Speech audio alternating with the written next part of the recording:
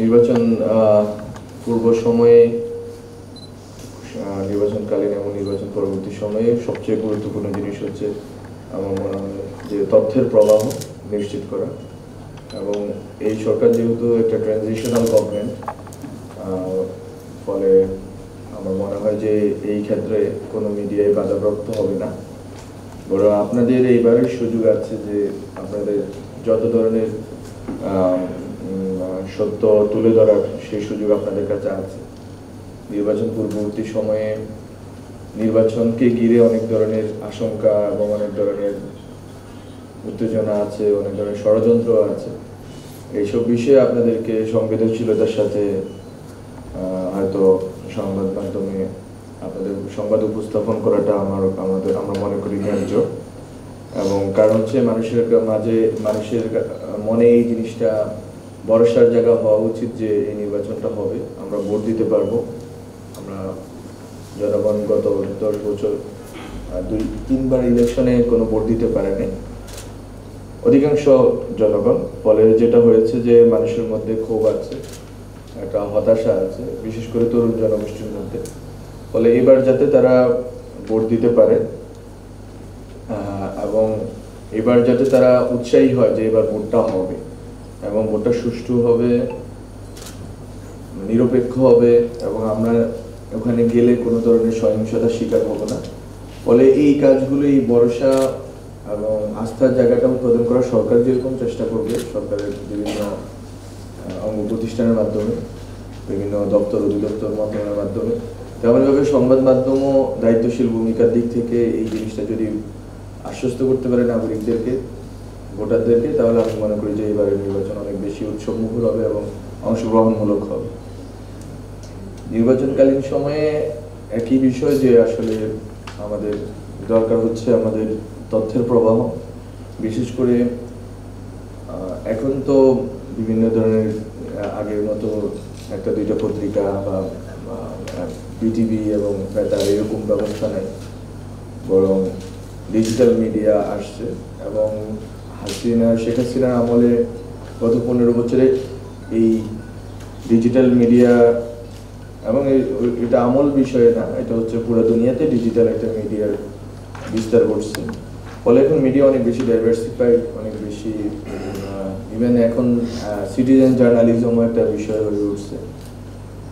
কিন্তু যারা মূলধারা গণমাধ্যম আছেন তাদেরও সক্ষমতার দিক থেকে বিচার করতে হবে যে যাতে সবগুলো আসনে এবং সবগুলো ইভেন প্রত্যন্ত অঞ্চল পর্যন্ত যে খবরাখবর যাতে দেশের নাগরিকরা জানতে পারে যে আসলে কি করতেছে, কিভাবে হচ্ছে।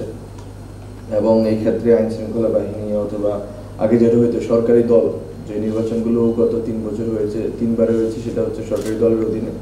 ফলে ওই সময় যেই বাধা ছিল, আশা করি এইবারের সেই বাধাটা থাকবে না। এখানে অধিকাংশ নির্বাচনই বাংলাদেশে আমরা দেখেছি, অথবা এর আগে যে নির্বাচনগুলো হয়েছে সেখানে শুনেছি যে সহিংসতার ঘটনা ঘটে, এবং এটা বাস্তব, বাংলাদেশে একটা বাস্তবতা আছে।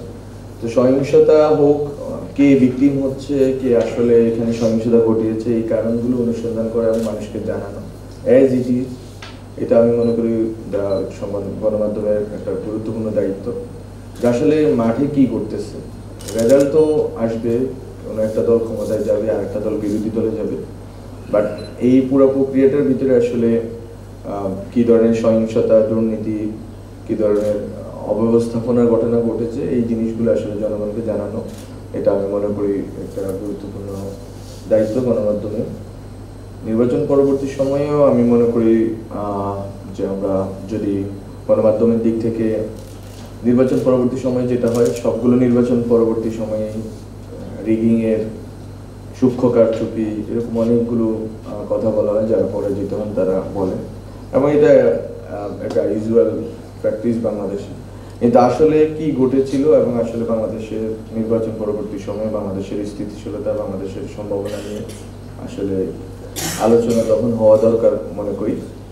এবং এই পুরা এই যে সময়কালটা যদি ধরে আমরা, যে আজকে থেকে যদি শুরু হয় তাহলে ফেব্রুয়ারি শেষ পর্যন্ত, শেষ নাগাদ অথবা মার্চের মাঝামাঝি সময় পর্যন্ত, এই পুরো সময়টা আমি মনে করি গণমাধ্যমকে অনেক বেশি সতর্ক, সচেতন এবং দায়িত্বশীল আচরণ এবং ভূমিকা পালন করতে হবে।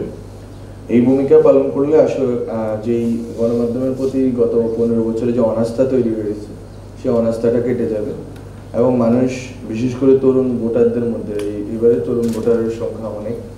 আমরা এখনো স্পেসিফিক ডাটা হয়তো আপনাদের দিক থেকে শুনতে পারি, কিন্তু আমাদের মনে হয় যে 5 কোটি উপরে তরুণ জনগোষ্ঠী এবার, তরুণ নাগরিক এবার ভোট দিবে, তরুণ ভোটার এবার ভোট দিবে। ফলে এই ভোটারদের মধ্যে আস্থাটা আমি মনে করি খুবই গুরুত্বপূর্ণ যে ওরা যাতে ভোট দিতে আসতে পারে এবং সাধারণ নাগরিকরা এবার প্রবাসীরা ভোট দিবে, ওদের কাছে আসলে রিয়েল ফিল্ড অ্যানালাইসিসটা এবং মাঠে কি করতেছে, আসলে কোন দল কি ভূমিকা রাখতেছে, ভালো খারাপ সব কিছুই তাদের কাছে পৌঁছানো দরকার। আপনাদের অনেকেরই বিদেশে, অনেকের টিভি চ্যানেলের বিদেশে প্রতিনিধিরা আছে, অথবা এই সুযোগ আছে, এখন তো ডিজিটাল যুগে, এখন সবাই জানতে পারে যে কি কোথায় কি করতেছে। ফলে এই যে প্রবাসী ভোটের বিষয়টাও একটা গুরুত্বপূর্ণ বিষয় হয়ে উঠবে এবারের নির্বাচনে, এই বিষয়টাও দেখা দরকার। নারীদের অংশগ্রহণের বিষয়টা দেখা দরকার। নারীদের বিশেষ করে প্রথম ভোট যখন হয় যে সকালের দিকে একটা জোয়ার তৈরি হয় প্রথম সকালের দুপুরের আগে, পরে আর কেউ ভোট দিতে আসে না। তো এটা অনেকগুলো পোলিং বুথে হয় যে এটা ওখানে সহিংসতার ঘটনা ঘটে অথবা আরো অনেক ধরনের রাজনৈতিক মেকানিজমের ঘটনা ঘটে। ফলে আমি মনে করি এবারের এই সুযোগ আছে যে সবগুলো না হলেও অধিকাংশ আপনারা যদি ভোটিং স্টেশন এগুলো বা পোলিং বুথ যেগুলো, এগুলো আপনারা চাইলে এগুলো কভার করতে পারেন। এবং এটা আমি মনে করি একটা মিডিয়ার নিজেদের মধ্যে একটা ইকোসিস্টেম গড়ে তোলা দরকার, যে সিটিজেন জার্নালিজম, মোবাইল জার্নালিজম থেকে শুরু করে একবারে যারা ব্যক্তিগত জায়গা থেকে করতেছে, লোকাল যে নিউজ পেপারগুলো আছে, অনলাইনগুলো আছে, সেখান থেকে একেবারে ঢাকাস্থ যেই বড় বড় গণমাধ্যম আমার টিভি চ্যানেলগুলো আছে, সবাই মিলে আসলে এই দিকে নজর রাখা দরকার যে everything will be under your watch. আপনারা দেখতে পারবেন এবং দেখাতে পারবেন এবং জনগণকে জানাতে পারবেন যে আসলে কি করতেছে, এবং জনগণ যাতে বুঝতে পারে যে আসলে এইভাবেই জিনিসটা হয়েছে এবং আমরা একটা সুষ্ঠু, নিরপেক্ষ এবং অংশগ্রহণমূলক নির্বাচন পেয়েছি এবং সামনের বাংলাদেশ আমাদের স্থিতিশীলতার সাথে এবং আমাদের একটা সবাই মিলে দেশটাকে গড়তে হবে। এই মেসেজটা যদি না যায়, যদি অনাস্থা তৈরি হয় আগে কিংবা নির্বাচনকালীন সময় অথবা পরে, এবং মিডিয়া যদি এই ক্ষেত্রে দায়িত্বশীল ভূমিকা রাখতে না পারে, তাহলে আমরা মনে করছি যে বাংলাদেশের অস্থিতিশীলতা রয়ে যাবে। এবং এই অস্থিতিশীলতা বিশেষ করে তরুণ প্রজন্মের মধ্যে এই অস্থিতিশীলতা থেকে গেলে যেটা হবে যে মানে পরবর্তী সরকার যিনি চালান না কেন, তাদের জন্য এই জিনিসটা কঠিন হয়ে যাবে যে আসলে আস্থা ফেরত আনা, গণমাধ্যমের প্রতি আস্থা ফেরত আনা, দুইটা জায়গাতেই আস্থার সংকট তৈরি হবে এবং এটা বোধ হয় না টেনেবল হবে বাংলাদেশ রাষ্ট্রের জন্য। তো আপনাদের উপর হিউজ দায়িত্ব, আপনাদের কাঁধে। আপনারা আশা করি এই দায়িত্ব পালন করবেন এবং আমরা মন্ত্রণালয় থেকে যতটুকু সহযোগিতা লাগে, যত ধরনের আপনাদের নীতিগত সহযোগিতার যদি বিষয় বলেন তাহলে আমরা নীতি পরিবর্তনের বিষয়ে অগ্রসর হব। আরও অন্যান্য সহযোগিতার যদি কথা বলেন আপনাদের থেকে শুনি আমরা, তাহলে আমরা ওইদিকে অগ্রসর হব। কিন্তু এবারে নির্বাচনটাকে আন্ডার ইউর ওয়াচ এবং জনগণের সামনে অলওয়েজ লাইভ, যে জনগণ দেখতে পারবে আসলেই কি করতেছে, এইভাবে করে গড়ে তুলতে হবে, আস্থাটা ফেরত আনতে হবে গণমাধ্যমে এবং নির্বাচনী ব্যবস্থায়। এটা অনেক গুরু দায়িত্ব, আপনারা আশা করি পালন করবেন এবং আমাদের সহযোগিতা পাবেন। যে নিরাপত্তার ইস্যুটা, আর হচ্ছে গুজব, অপতথ্য, এই বিষয়টা কিভাবে আমরা ডিল করব। এখন যেটা আছে যে অনলাইন মাল্টিমিডিয়া, সিটিজেন জার্নালিজম বা আরও যে নতুন নতুন উদ্যোগগুলো আসতেছে, এবং যেটা বললো যেমন অনেকগুলো মিডিয়া, যেহেতু আস্থার সংকটটা কি ভয়ঙ্কর মিডিয়ার প্রতি, মানুষ হচ্ছে যমুনা টিভি যথেষ্ট ভালো ভূমিকা রাখছে অভ্যুত্থানে, সেটা আমরা সবাই জানি, কিন্তু তারপরে ওই যে লোগোগুলো ব্যবহার করে অন্য নামে মানে অনেক ফেক নিউজ, ফেক একটা পেজ খুলে প্রচার চালাচ্ছে। এটা হচ্ছে মানুষের, আমি মনে করি যে সোসাইটির ভিতরে আস্থার সংকট যেটা, এটার একটা প্রতিফলন, যে আমাদের মেইনস্ট্রিম মিডিয়াগুলো আমাদের রিপোর্টটা ভালো মতো দিবে না, সুতরাং আমরা হচ্ছে যে একটু মজা করি মেইনস্ট্রিম মিডিয়ার সাথে। ডেইলি স্টারের একটা এরকম মকারি করা হচ্ছে, মানে তারপরে এরকম অনেকগুলো যমুনার হচ্ছে, তারপরে আরো অনেকগুলো পত্রিকা এবং টেলিভিশনে হচ্ছে, কালার কন্টেন্ট হচ্ছে, ওইটা আবার আওয়ামী লীগের লোকরা চালায়। তো এগুলো দেখবেন, এটা হচ্ছে যে তারা এই জিনিসটাকে নিচ্ছে যে মেইনস্ট্রিম মিডিয়া আমাদেরকে আমাদের মতো তথ্য, প্রত্যেকটা গোষ্ঠীর আলাদা তথ্য প্রাপ্তির আকাঙ্ক্ষা আছে, ওইরকম কিছু দিচ্ছে না। এবং সাধারণভাবে জনগণের ভিতরে 15 বছরের বাস্তবতার কারণে একটা আস্থাহীনতা আছে। তো আমি মূলত প্রথমে বলবো যেটা, যে আমি প্রথমে আমার বক্তব্যতে আমি বলেছি, সেটা হচ্ছে যে আস্থা, এই আস্থাটা ফেরত আনতে হবে। আস্থাটা ফেরত আনার ক্ষেত্রে যারা একটু বলেছেন যে পেশিবাদী দোষর এদেরকে বিদায় করা, এটাও আস্থা ফেরত আনার অংশ।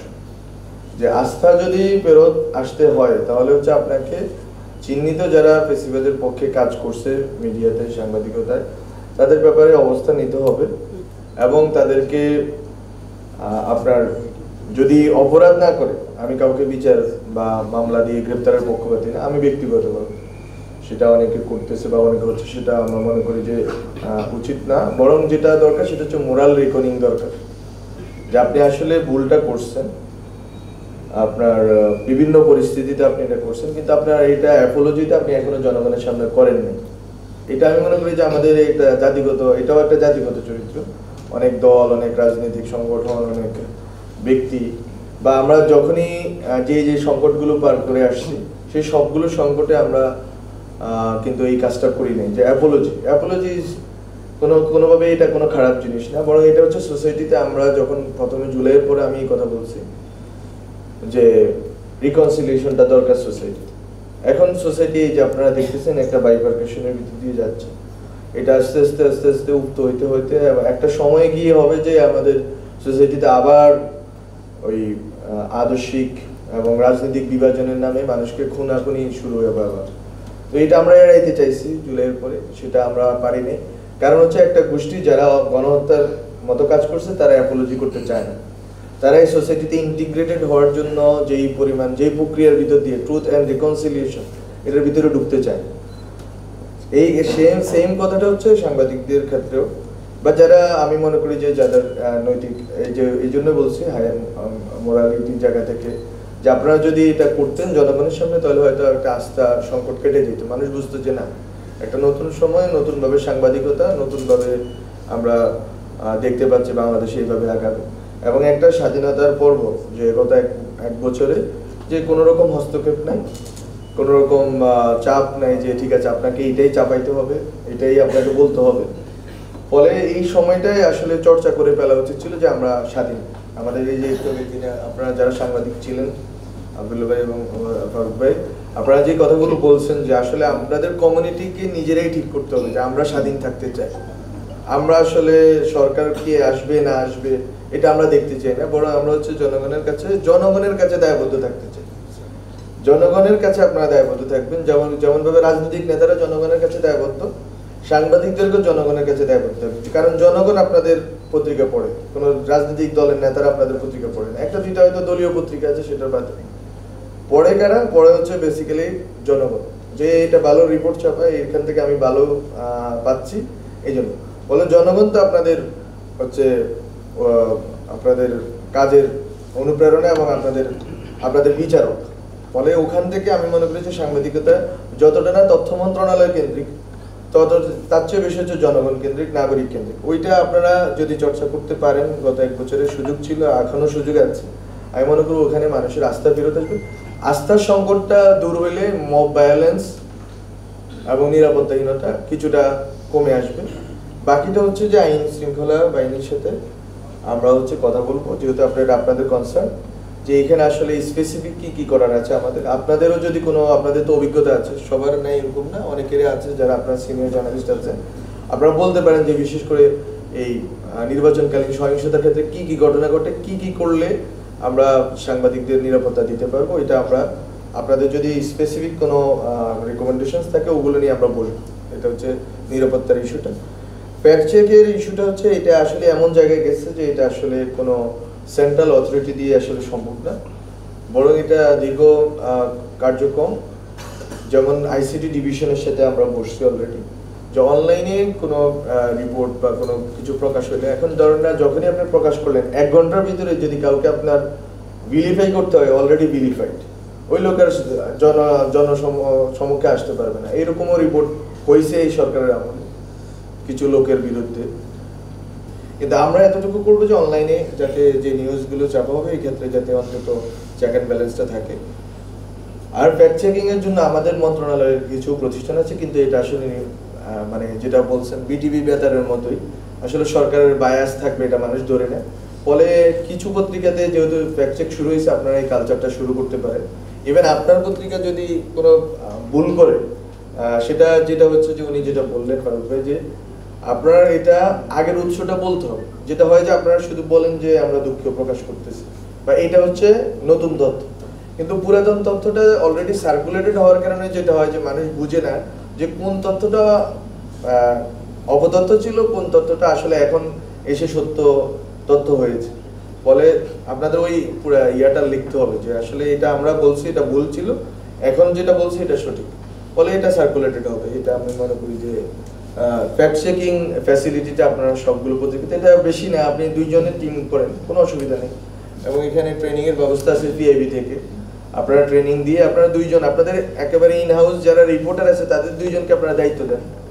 এটা তো হয় না এরকম যে প্রত্যেকদিন 10টা 20টা করে বের হয়, হয়তো প্রত্যেকদিন 3 থেকে 5টা হচ্ছে। ওইটা আপনারা নিজেদের ইন হাউস ক্যাপাসিটিতে ফ্যাক্ট চেকিং ফ্যাসিলিটিটা যদি আপনারা করতে পারেন, আমার মনে হয় যেটা সুবিধা হবে। প্রস্তাব আসছে যে কমিটি করে দেওয়ার জন্য একবারে নির্বাচন কেন্দ্র করে, এটা আমরা আসলে আমাদের প্রধান উপদেষ্টার মহোদয়ের সাথে আমরা কথা বলবো এবং আমরা চেষ্টা করবো যে এরকম কোনো সমন্বয় কমিটি আসলে করে কাজ করাটা যদি সুবিধাজনক হয় আমরা করবো। এটা আমাদের নীতিগত কোনো অসুবিধা নেই, কিন্তু যদি নির্বাচন কমিশনের সাথে বসে এই কথাটা বলবো যে তারা কিভাবে এটা সমন্বয় করবে। আর নির্বাচন কমিশন যেই নীতিমালা প্রণয়ন করছে, ওই নীতিমালা প্রণয়নের ক্ষেত্রে আমাদের মন্ত্রণালয়ের সাথে কোনো পরামর্শ করেনি, এটা হচ্ছে সত্য। এবং ওখানে যদি কোনো অ্যানোমালি থাকে, যেটা আপনারা বলছেন, আমি মনে করি যে আপনাদের 4-5 জন একই ভাবে কথাটা বলছেন, কিন্তু আপনারা যদি কোনো ডকুমেন্টস দিতে পারেন আমাদেরকে, অথবা আপনারা যদি কোথাও বক্তব্য দিচ্ছেন, কোথাও সমাবেশ করছেন বা প্রবন্ধ উপস্থাপন করছেন, যেটাই করেন না কেন ওটা আমাদের কাছে দেন। এটা আমরা মনে করি যে বসে আমরা এটা ঠিক করা সম্ভব যতটুকু। এবং যেটা আব্দুল্লাহ ভাই বললেন যে কিছু কিছু জিনিস আছে যেটা আসলে বাস্তবতার কারণে দেওয়া হয়েছে, আবার কিছু কিছু জিনিস হয়তো এখন একটু রিজার্ভেশনের কারণে দেওয়া হয়েছে, সেটা আপনারা বসেন ব্যাখ্যা করেন এবং আমরা মনে করি এটা থেকে বের হওয়া সম্ভব। তো সব মিলিয়ে মূল জিনিসটা ঘুরে ফিরে যেখানে আলোচনা, সেটা হচ্ছে জনগণের যে আস্থা নির্বাচনের প্রতি, এটা বিরোধা না, এটাও আপনাদের একটা দায়িত্ব। এবং গণমাধ্যমে আস্থা বিরোধা না, এটাও আপনাদের দায়িত্ব। এবং পরবর্তী যেই সরকার আসবে, সেই সরকারের নির্বাচন পরবর্তী যে সহিংসতার কথা আমরা জানি বাংলাদেশে হয়, এটা তো এটা যাতে এড়ানো যায়, ওইখানেও যে সংকটটা আছে, ওই সংকটের ক্ষেত্রেও আপনাদের ভূমিকা আমরা মনে করি যে অনেক অনেক গুরুত্বপূর্ণ। এবং এই ক্ষেত্রে তথ্য মন্ত্রণালয় আপনাদের সাথে কাজ করবে, সহযোগিতা সহায়তা 2 অর্থেই বলেন, কিংবা আপনারা যদি কোনো ধরনের অন্যান্য মন্ত্রণালয় থেকেও সহযোগিতা চান, আমি মনে করি যে যেহেতু তথ্য মন্ত্রণালয়ের সাথে আপনারা রিলেটেড, আপনারা জানাইতে পারেন, স্বরাষ্ট্র থেকে শুরু করে যেখানেই থাকলে অন্তত সাংবাদিকদের নিরাপত্তার ইস্যুতে আমরা মনে করি যে আপনাদের যেহেতু অধিকাংশই কনসার্ন, এটা আমরা এটা সিরিয়াসলি নিব এবং যা যা ব্যবস্থা নেওয়া দরকার আপনাদের অভিজ্ঞতার ভিত্তিতে আপনাদেরকে পরামর্শ দেন, আমরা করব ইনশাআল্লাহ।